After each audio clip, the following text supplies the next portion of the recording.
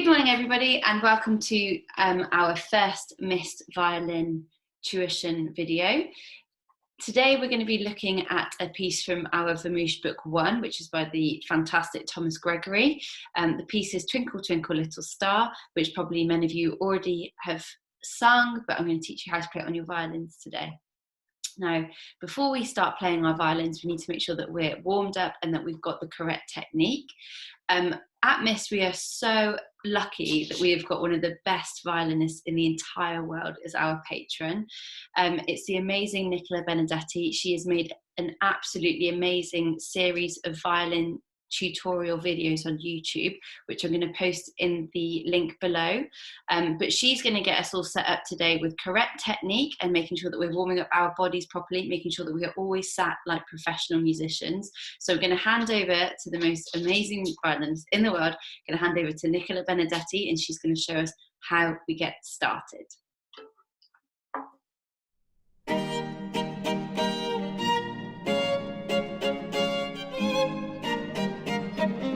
I believe that all things are connected in life, in music, in violin playing. So if we are physically restricted and tense and blocked and things don't feel like they flow, it directly affects your musicianship. And the point of playing an instrument is to express something and to be able to kind of give something to people. So if you're tense and physically deeply uncomfortable, do you really feel like giving the message of music to people? My experience is not really. You feel insecure and you feel uncomfortable. So I want to go back to those basics of a physical comfort that I believe are so vitally important to playing well and playing with expression. So I would like to start on your body stance before you even pick up the violin. The first thing not to do is lock your knees, either backwards or forwards if you can knock your knees backwards, so your knees should feel as fluid as possible. For the violin, a lot of the time people will tell you to kind of bring your shoulders right back. I don't think that's necessarily right for the violin. I think a good thing to do is to lift them up high and then just drop them down so that they feel very kind of centered and weighted. You don't want to be pulling your shoulders down like a ballerina or back, just something that feels kind of quite fluid. All the same things apply with your arms. One thing I would strongly advise is to do some kind of air playing. So if you just kind of are swinging your arms back and forth and then you just swing them up into a natural playing position. Now when you get to this position, you can see that I'm kind of bouncing my arms up and down.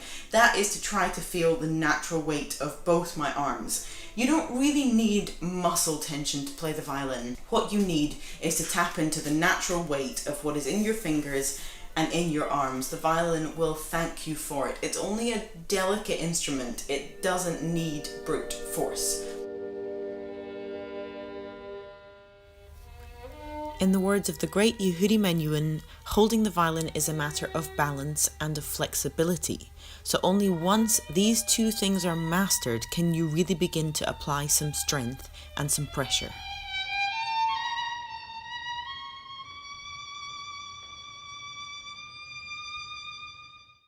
So again, if we go back to this swinging motion and then just feeling the weight of the arms like this. One thing I would advise you to do is to get together with someone else and play a kind of game with them, which is to ask them to hold their arm. Relax it, and then at some point you let go and their arm should flop to the ground, but if they're like most people in the world, it won't. You'll see that they're actually still holding their arm up. Now that is how you should feel, especially with the right hand. What you should feel is just that the arm sinks into the string. Not that you're holding it up above the string or that you're pushing down, but that it's just sinking into the string.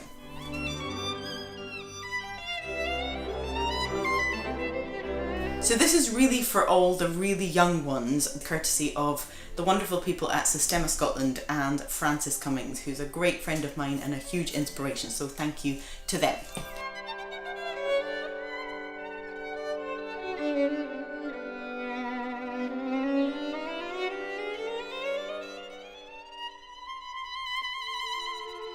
Fidgeting fingers, rotating wrists. Don't do it too much, otherwise you might hurt your wrists. but go one way and then go the other way. Elevating elbows. The most sensible thing to do is lift up for your instrument. So with the violin, it's like that. Shrugging shoulders. Everybody knows how to shrug their shoulders. So you just shrug and then drop. Shivering shoulders. And that is just to loosen up your upper back. Bobbing body. So you want to just bob up and down. Noble neck. Knobbly neck. Noble neck. Noble neck. A noble neck, which means that it's not going to be bowing down in shame like this. It's not going to be tense and back like that, but it's just going to be relaxed and noble. Your hips are incredibly important that they're not locked. So we're going to sway the hips, swaying hips from side to side. Hula hooping hips. So all the way around. Who's good at hula hooping? I don't think I was ever very good at hula hooping. Twitching toes. High heels and then roll back onto your feet so you feel nice and grounded. That's up to high heels and then roll back and I'm comfortable. So for some slightly more advanced and more yoga-based body warm-ups, I've linked below in the description box to a video that is courtesy of yoga and violin expert and my really great friend, Elena Urioste. She is actually co-founder of something called Intermission, which unites music, movement, and mindfulness. So for all the adults, the kids can join in too, and for kind of the older students, I would strongly recommend you take a look at that video.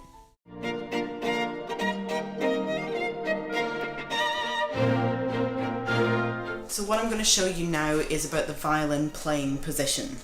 I see a lot of people with their necks really far out like that, a lot of people with their necks right down.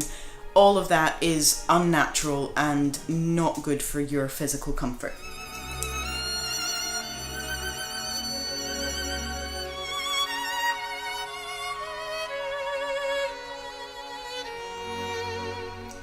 So I want, rather than thinking that you're coming to your instrument, I want you to think that you are you, as you are, your shoulder is where it is, and so is your neck, and you bring the violin into that position.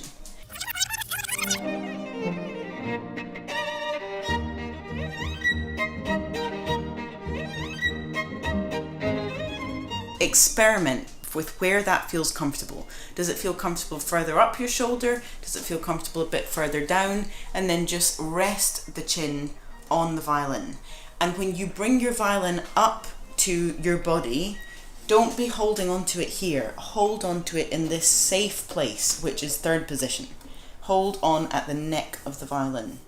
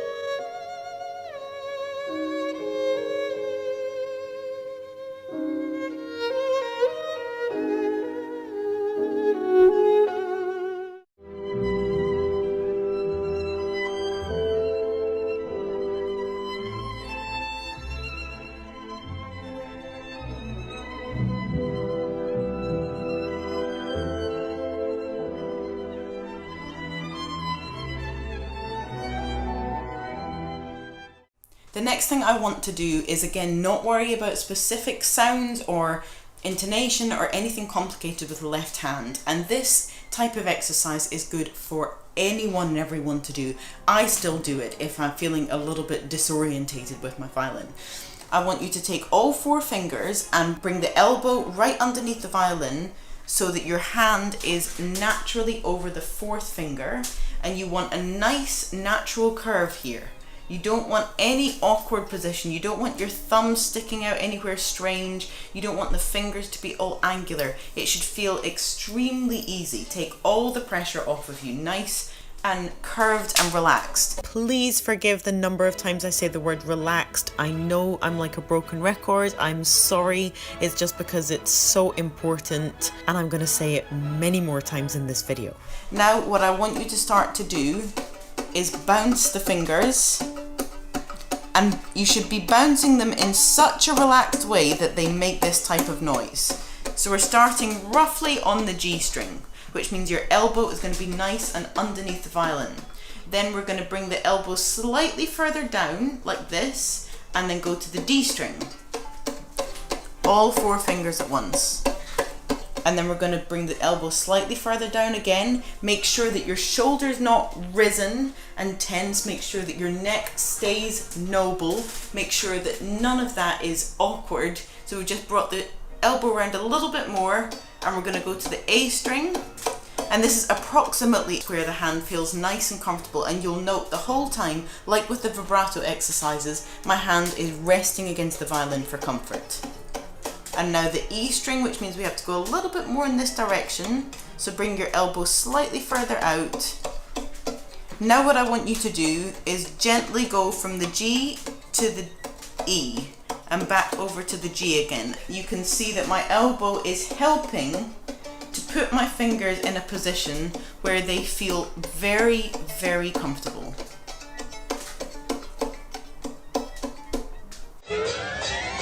The next thing I would like you to do is not fear going up to the top of the violin and all the way down to first position. A lot of the time we get stuck in this low position and we're so scared of going up high. It just seems like a long way away and it's very uncomfortable for the arm. So I want you to start off your day with these types of exercises.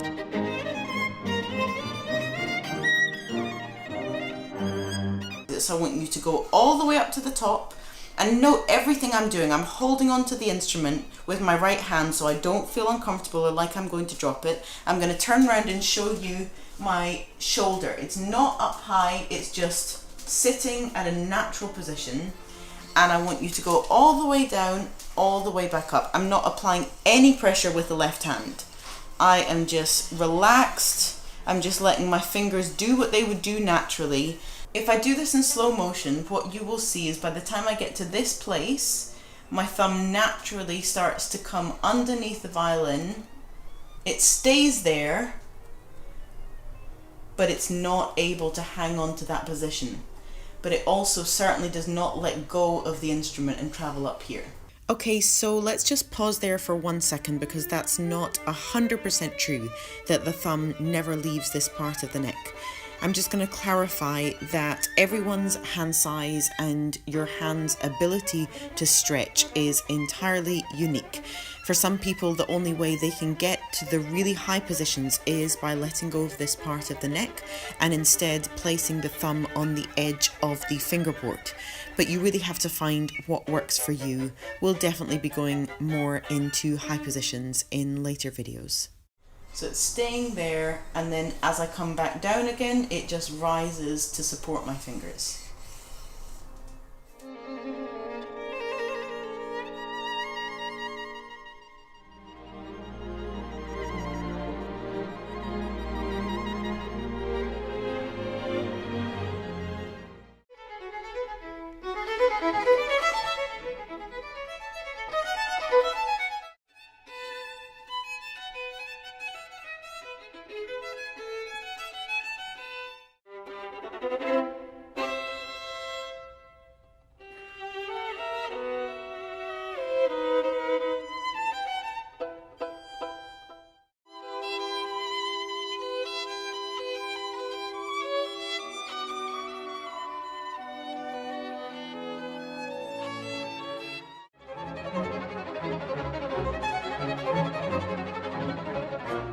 Now we're going to talk about the bow hold and the right hand position. I'd like you to start by putting your hand by your sides.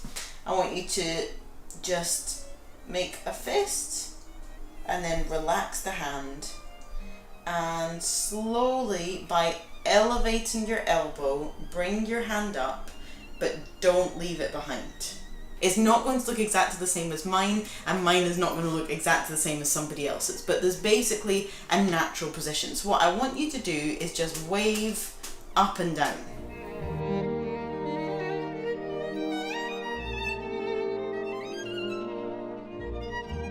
And you'll see it's not like I have a grip that's like that. My hand is totally fluid. So I want you to wave up and down, wave like a weird kind of wave, but it's a wave. So now we're going to bring the bow without the violin. Now I want you to hold the bow with the left hand. Keep this right hand down by your side. I want you to bring it up. Keep doing that wave. It's a nice wave. Not bringing up your shoulder like this or tensing your hand. Keep it relaxed. It's like you're hovering. And then eventually I want you just to, in a very relaxed way, let your hand go into that bow, put your pinky on top, and the thumb, naturally, if you don't try to grip the bow, should be a little bit bent. So what you should feel like now is that you're holding the bow with this hand, and that this hand is just relaxed and just sitting on top of the bow. So you know how we were doing that wave before? Now I can do the exact same thing with the bow in my hand.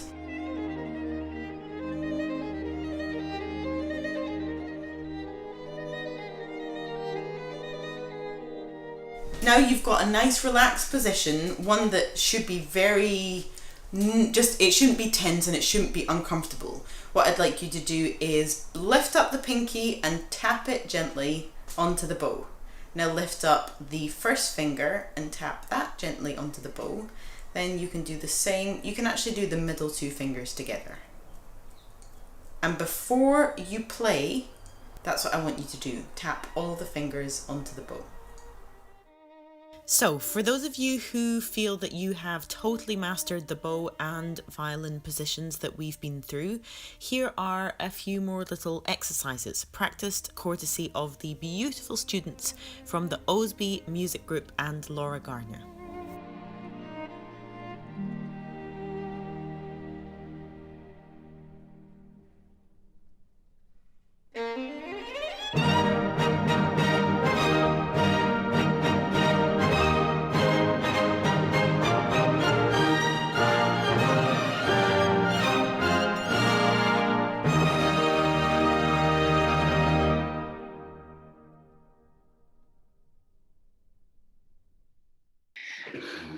Okay, everybody, let's have a look at Twinkle Twinkle Little Star, which is, as you can see on the screen right now.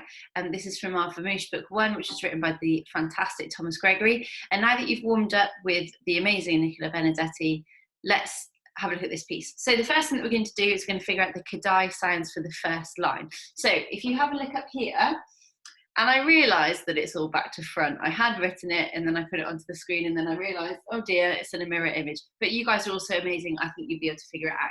So the first thing that we've got here is this is our rhythm for the whole line. They are coloured in these, they're called tars, they're a one beat note. The really fancy music word for them are called crotchets. And so we're going to have ta sounds for those. The other sound that we've got is this squiggle here. This sounds like a ma, and it's worth one beat. Now, because it's a rest, we start the sound with a m sound instead of a t sound, and we whisper it.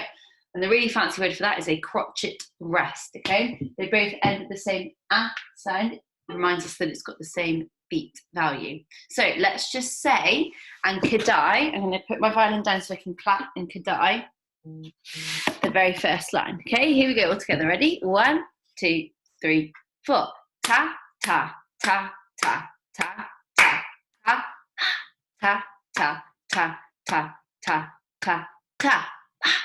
Very good, everybody. Okay, let's now try figuring out what the notes are called. Okay, now as you can see behind me, I'm just going to make myself a little bit bigger so that you can see it a bit more clearly. Oh, wrong button. So, can you see behind me? I've got my all my staves and my clefs here, because we're violins, we're reading the G clef, it tells us that G is on the second line, okay? If the notes go higher up the page, it means that they are ascending, therefore you're going to go around the musical alphabet this way, so it's going to go A, B, C, D, E, F, G, and keep going around that circle. If our notes are to go down the page, it means that they are descending, therefore you're going to go around the musical alphabet this way, so it's going to go G, G, F, E, D, C, A, B, and round and round and round like that, okay? So I'm going to help you out because the first one is below the stave. This is quite tricky to figure out. This first note is the note D. So we've got two Ds, and then can you see that it jumps up to this note here? So if this was G, this is going to be A. So it's going to go D, D, A, A. The next note is one step higher. So figure out what's one step higher than an A. It's a B, so it's going to go D, D, A, B, B, then it goes back to an A. The next note is one step lower than a G, so it's going to go G, two Gs, and then it steps down another note to an F. Don't worry too much about that hashtag looking sign just for now. We're going to figure it out later as we go along. So we've got G, G, F, F, E, E, and then D, okay? We're going to say all of those notes together now, and in a moment I'm going to let you pause the video so you can practice saying those notes. So here we go, first line, let's say the notes. Ready? 1, 2, 3, 4. D, D, A, B, B, A. G, G, F, F, E, E, D. Very good, guys, well done. We're going to pick up our violins now. We're going to do pizzicato, so we don't need to worry about our bows, okay? So first thing that we're going to do, remember as Nicola was saying to us, we bring our violins to us, we don't take ourselves to the violin. And I would like you to just repeat back after me first, okay? So can I please have thumbs up like this? I want you to bring your thumb to the corner board of the fingerboard and you're just going to repeat back after me, open D. So here I go, me then you. Now A. Now D. Back to A.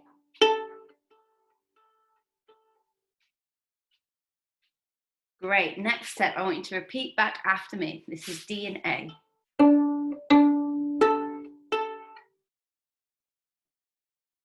Very good, we actually just played the very first bar. So there's just open D and then open A.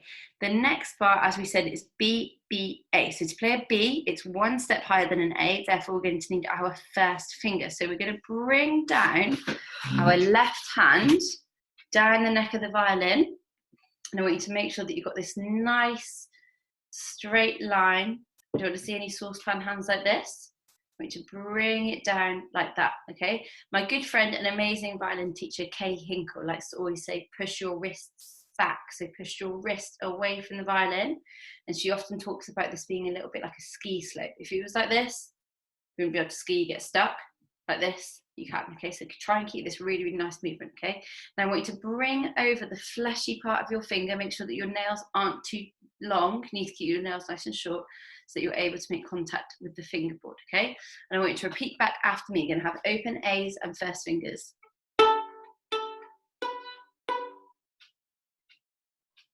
Me, 1, A. Good, can you now repeat back after me? I'm gonna do D, D, A, 1, 1, A. Sounds like this.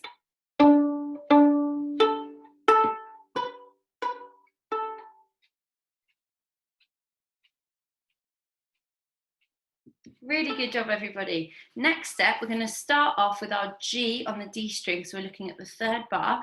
Now, because G is 3 steps higher than the note D, can you see up there? It means that we're going to have to use 3 fingers, okay? So bearing in mind our nice ski slope position, we've got our first finger, second finger, and our third finger, okay? Many of us will have stickers on our violins. I'm borrowing my friend's really fancy violin, my friend Caitlin Wild, who's a really, really good violinist. She's so good that she doesn't need stickers, so I've not got stickers on this violin. So we're gonna start off, it's gonna go 3, 3, 2, 2, 1, 1, D, all on the D string. Have a listen to me and then I want you to play it straight back to me. Here we go. 3, 3, 2, 2, 1, 1, D. Now you. Great. We're now going to say the fingers and pizzicato the very first line all together. So that means saying the fingers and pizzicatoing with our fingers. Here we go. Very beginning all together. 1, 2, 3, 4. D, D, A, 1, 1, A. D, 3, 3, 3, 2, 2, 1, 1, D. Very, very good, guys. Well done. You might have noticed, I think that I started edging towards having a bit of a saucepan hand there, but I corrected myself. I was thinking about what Miss Hinkle says, push my wrist back. Okay, next step, we're going to use arco. So you need to pick up something really, really important so that we're able to do arco. Let's give that a go now. So you got it, guys. We need to use our bows if I say arco. Can you just make sure that your bows are quite tight, but not too tight?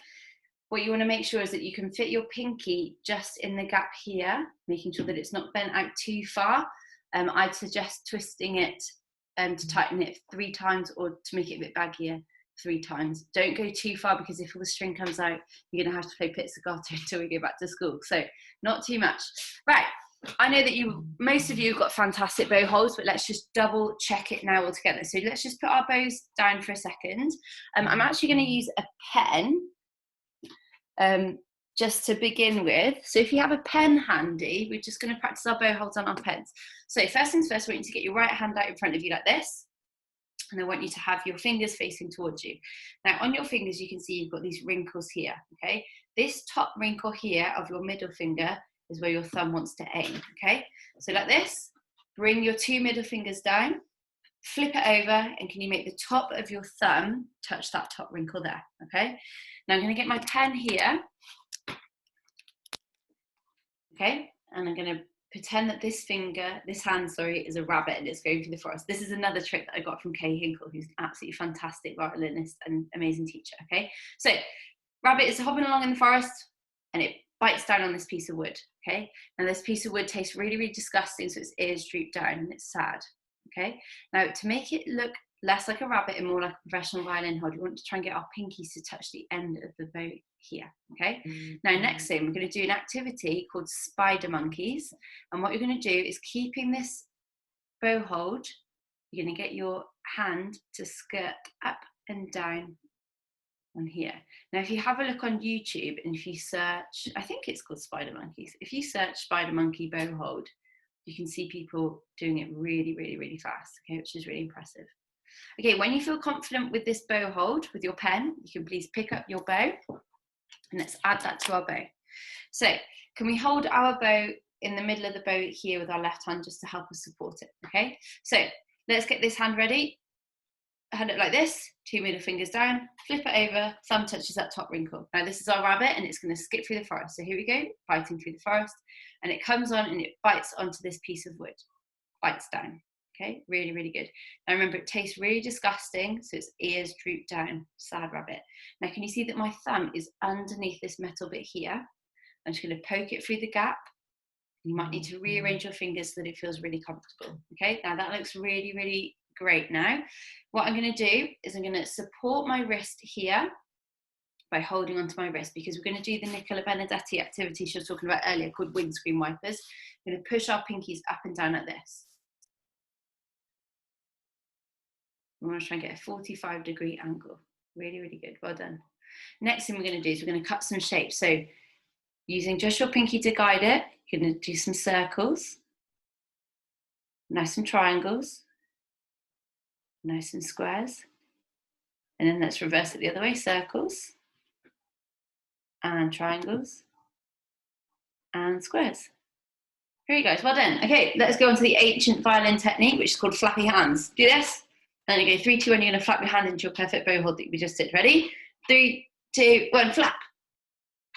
Very good. And again, 3, 2, 1, flap. Excellent. And one last time. 3, 2, 1, flap.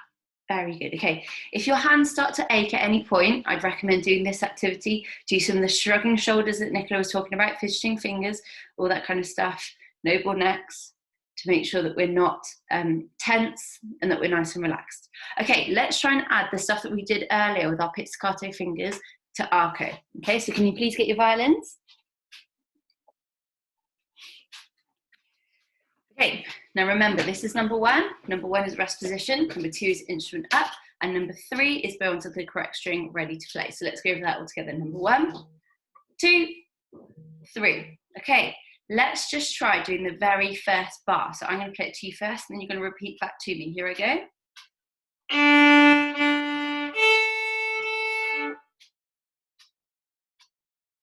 Now repeat back after me on open A.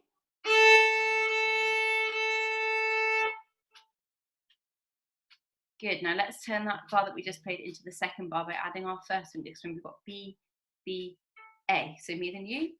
1, A, U. Let's add that together.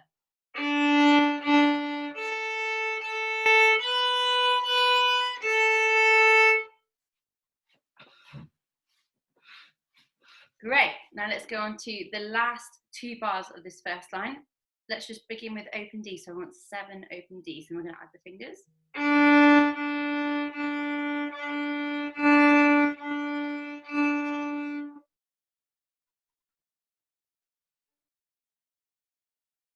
Great. Now we're going to add our fingers in our left hand, making sure that we're keeping the Sinkle's nice ski slope here. Me then you.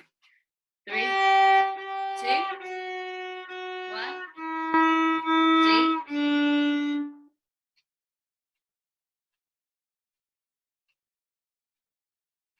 Great, guys. Well done. Okay, can we try playing the whole of the first line this time? Here we go. Whole bar in.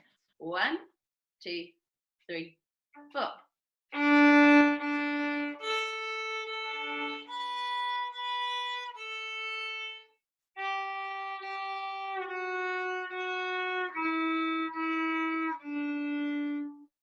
Very nice, everybody. Well done. If you want to pause the video to practice that, then you may. I'm just going to move my screen so that we can see the second line. Okay. Right.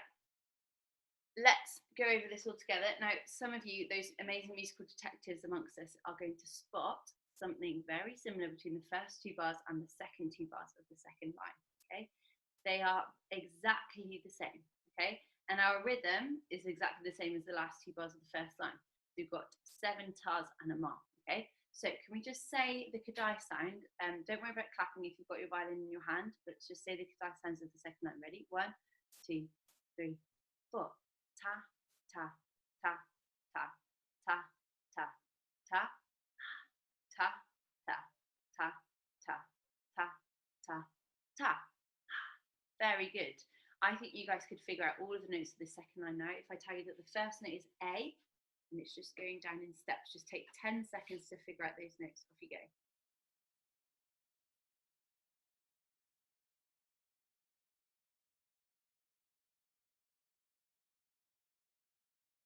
Okay, brilliant. Let's give this a go.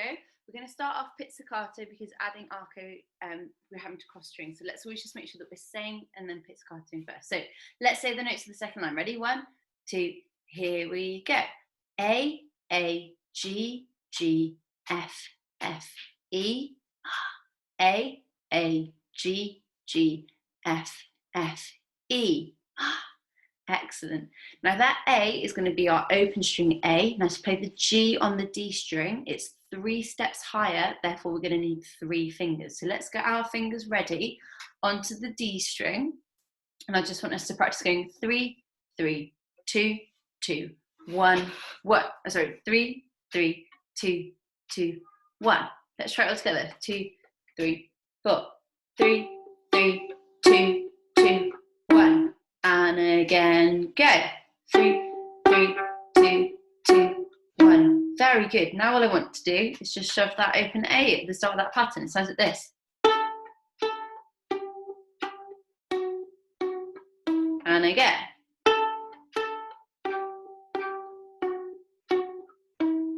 Very good, guys. What you could do is you could pause the video and just practice that a little bit. If you're ready for arco, let's give it a go. So let's go. Our bows ready. Let's go into position number 2 and position number 3. So our bow needs to be onto the A string and then get ready to go into the D string. Have a listen first.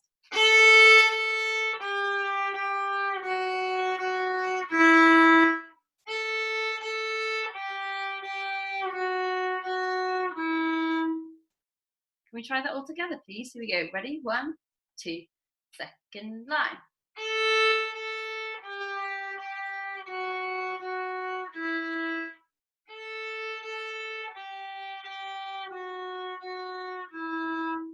Very good, everybody.